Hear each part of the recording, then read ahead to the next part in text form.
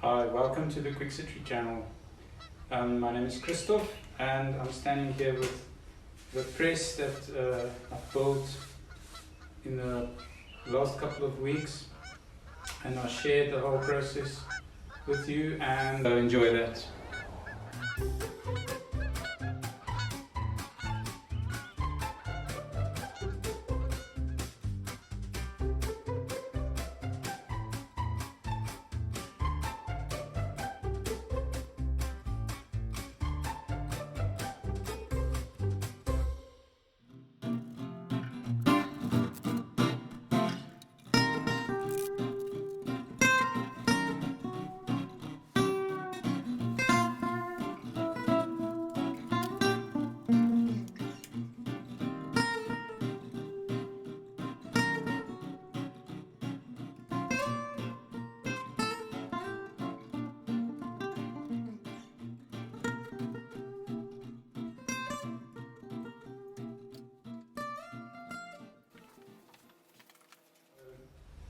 There's only one thing left to do, and I need to put something here so that I have a way of indexing exactly where my roller is.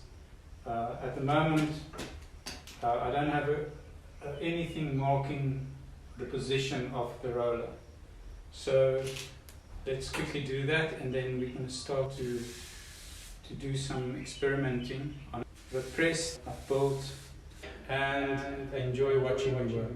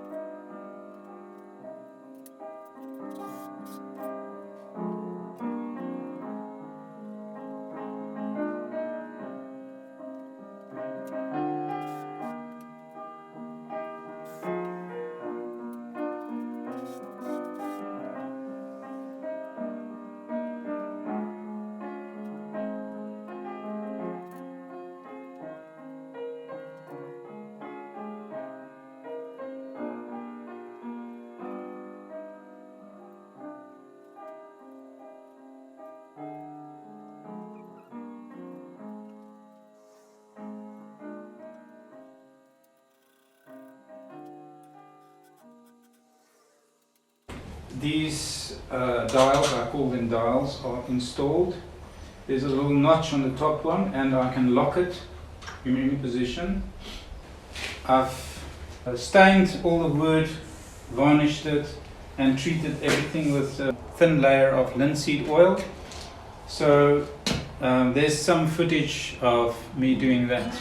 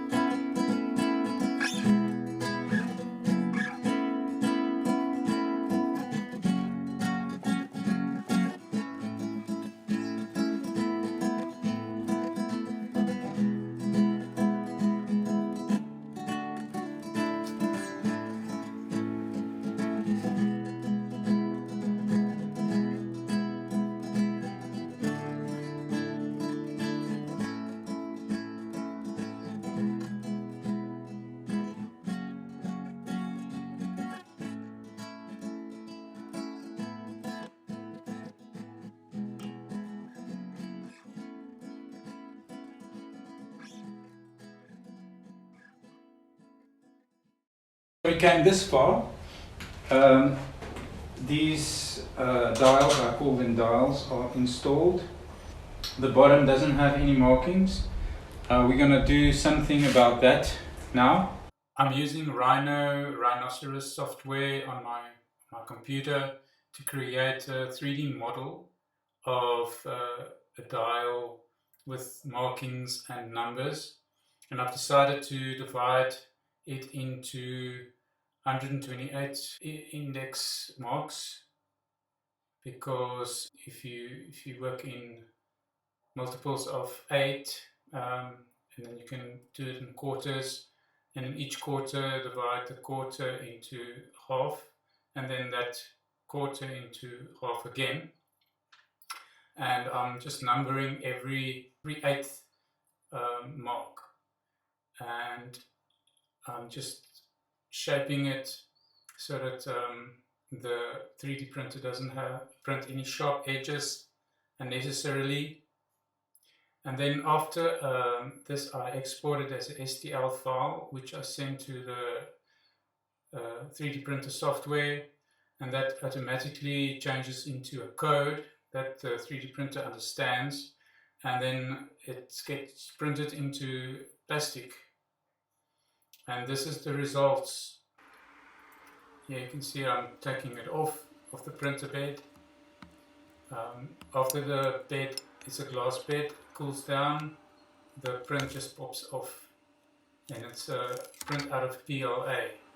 So this, I'm going to take this to the printing press, and let's see what happens if I put it on a piece of metal. This thing took 4 hours to print, or more. I'm not sure. It printed overnight, and this is the result. So let's put that in the press and see what happens. I'm using a rubber mat. I don't want to damage my blankets. This is experimental, and I've got a 3mm rubber blanket at the bottom and a 3mm at the top, and I'm using a piece of t-shirt material, just ordinary cloth on the top, and I'm just using a piece of tin from an aluminium tray that I cut up, and let's see. And I'm starting with lower pressure. I don't want to break or damage anything. The rubber will absorb the extra pressure, and let's put it through, and then let's see. So I'm taking it out on the other side. It looks beautiful.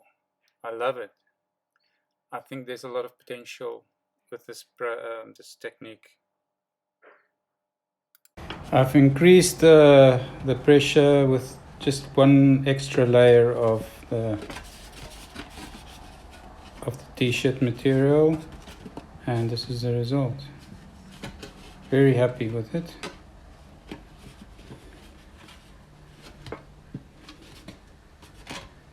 So let's see how it works. If I put some, I'm going to put some of the aging vinegar mixture that I have, and see what happens.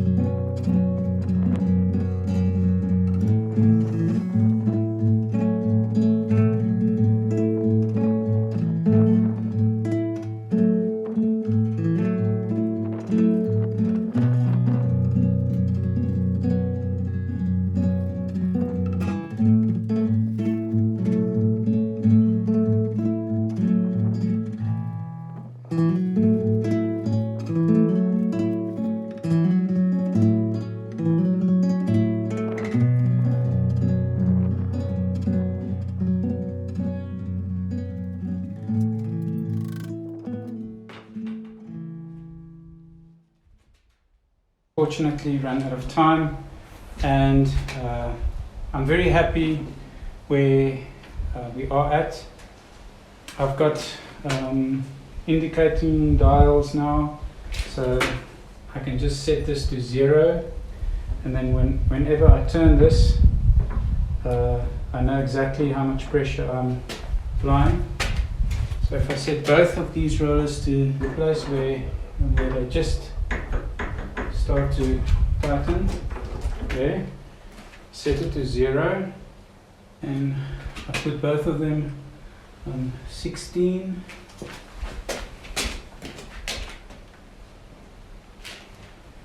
There's equal amount of pressure all over across the roller.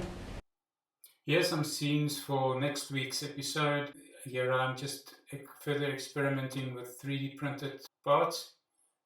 The logo, and you can see it came out very nice. The process of aging it and then going through various steps, and at the end how to apply that. The blankets here, I bought it from a place, Cape Brothers Trading in Johannesburg. I'll put a link in the description if you're in South Africa and you need printing press blankets. You can order from them. For proper etching and lino cuts and wood cuts,